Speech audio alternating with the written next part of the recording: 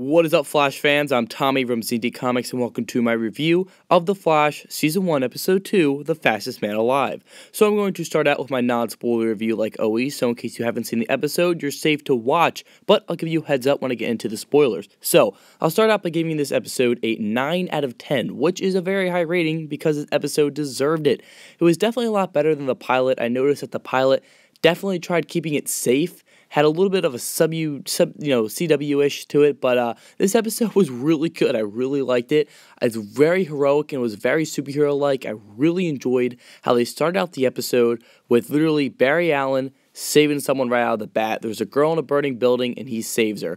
That is not a spoiler, okay? Of course he saves her. It's not like he just died, something like that. But this episode was really good. I noticed that it was all heroic. It was really superhero-like, and that's something we haven't seen in a while. It was like a breath of fresh air. It's like, wow, I really needed this. Like, this series is like making my day. Like, it's definitely better than Arrow. What I noticed so far is like my expectations for this episode, or for at least for the series, was that it was going to be just as good as Arrow Season 2, because we got the Flash in Arrow Season 2. So I was like, okay, so the Flash is going to be probably as good as Season 2 of Arrow was. But no, this is better than Season 2 of Arrow. This is better than any Arrow episode we have seen so far.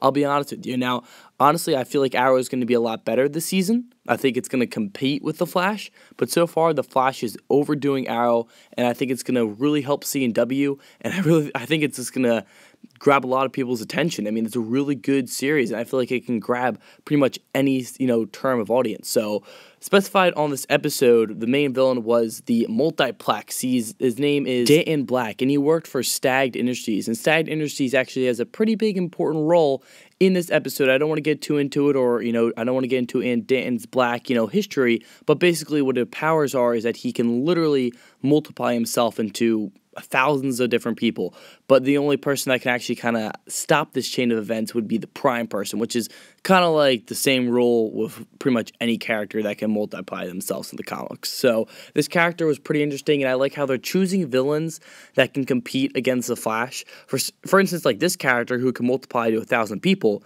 you would think a hero that would go up against him would be the Flash, just because no, he's really fast, so they can't just have one person. And for the preview for the next episode, it's going to be someone that can turn into a gas. So, for instance, it's like another villain that really can't affect the Flash. So they're definitely putting him up against characters or villains at first who can.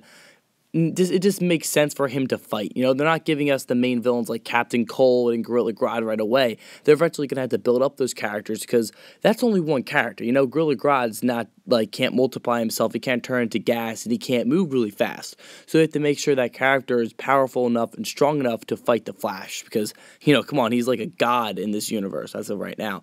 So anyway, to wrap up my non-spoiler review, this episode deserves a 9 out of 10. It was really good.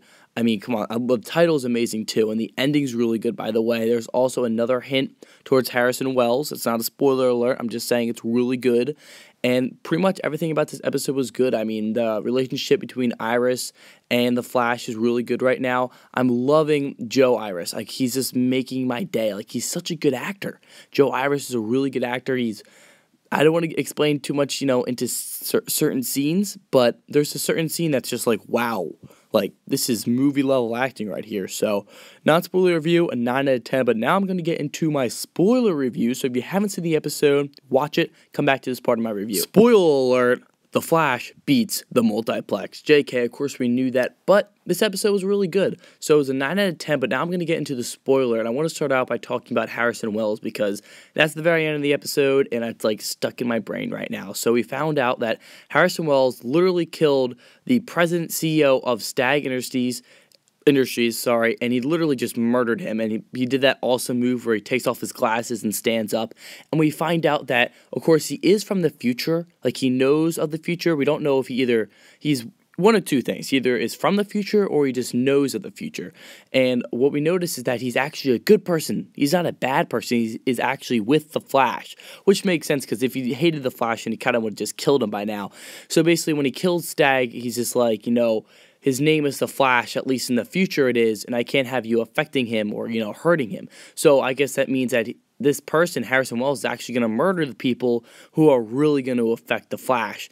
And, I guess Stagg was going to end up killing the Flash, so Harrison was like, I need to kill him instead. So that's really awesome, and I feel like at the end of every episode, we're kind of going to get more and more little hints toward what's going to go on with Harrison. So that's pretty much ends that, but come on, that's really awesome to see that this character is from the future and he's actually saving the Flash, but I think it kind of has to get solved soon, because then, like, pretty much every villain that's going to go against the Flash is just going to get, like, murdered by Harrison Wells, because, come on, no one's going to hit some guy in a wheelchair at first. They're going to be like, oh, some innocent guy, and he's going to stand up and stab you in the chest like he just did a Stag.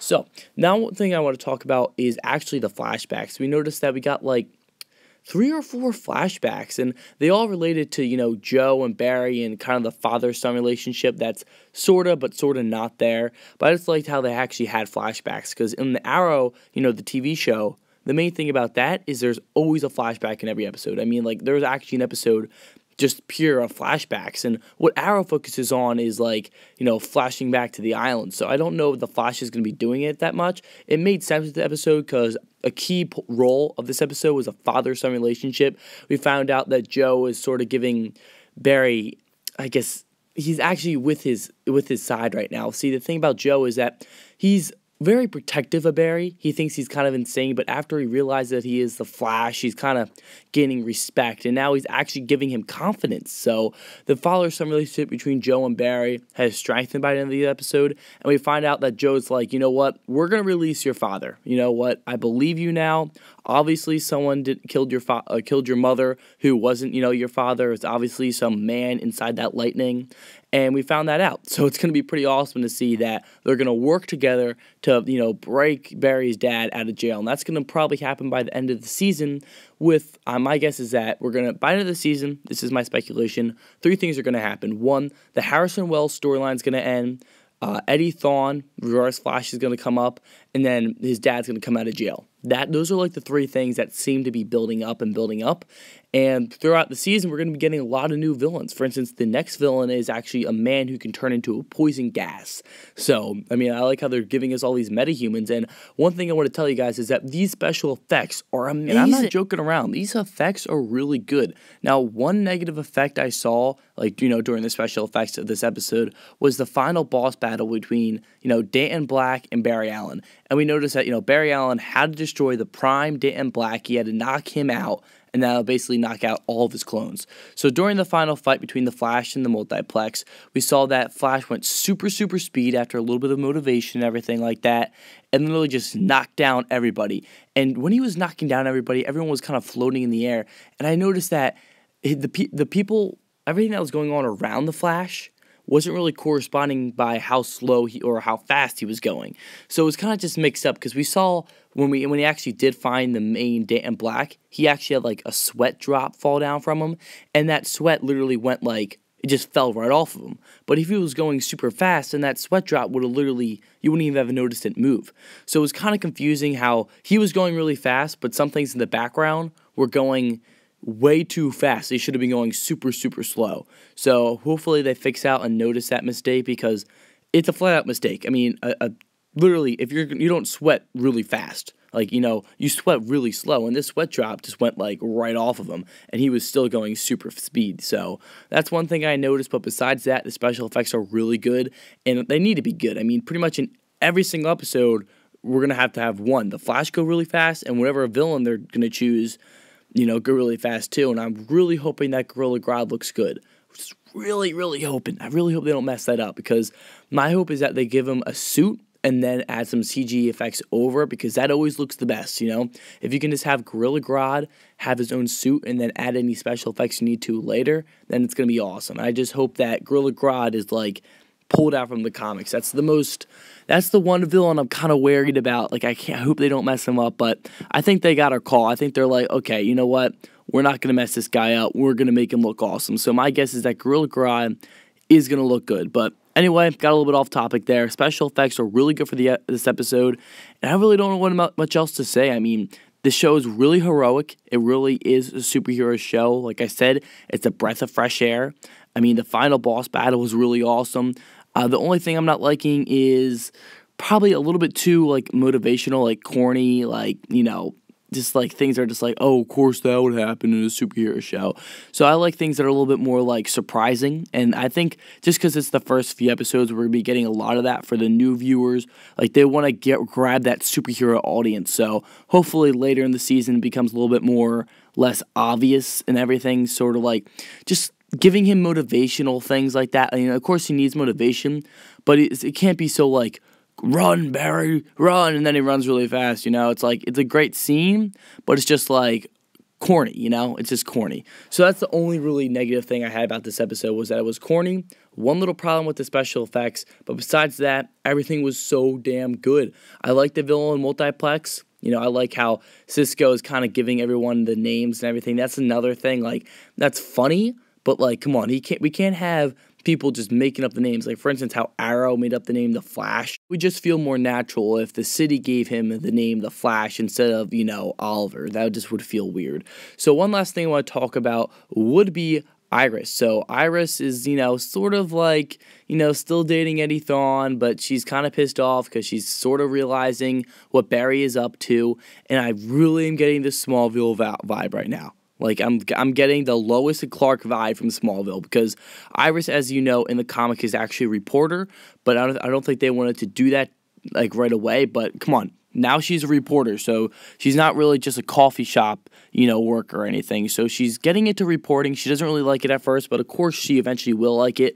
And, oh, what do you think her first, little, I guess, newspaper thing is? Or actually it was via, I guess it was like an online newspaper, what she was writing for. But anyway, her first report was that there was a red streak, going around, Central City. And, I mean, I gotta say, they can't hide the fact that there was a superhuman in Central City for long. I mean, there's got to be, like, at least by the end of the season, the city's got to be like, okay, here's the Flash, we respect him and everything like that. But anyway, her first report was that there was a red streak going around. So you can kind of tell that they're going to have that Lois Clark vibe, where basically Iris reports on the Flash, ends up loving the Flash, and then finds out Barry is the Flash, So, I mean, I'm not too pumped to, like, relive that whole thing, but it's going to be interesting to see it in a different point of view, because CMW literally already did this exact same thing. So hopefully they fix any mistakes they did in Smallville, which was quite a lot of mistakes. So anyway, that's going to wrap up my review. Like I said, The Fastest Man Alive deserves a 9 out of 10. What are your thoughts? Comment down below. Anyway, don't forget to like this video. It really helps out my channel. I'm Tommy from Z&D Comics, and you have a great day.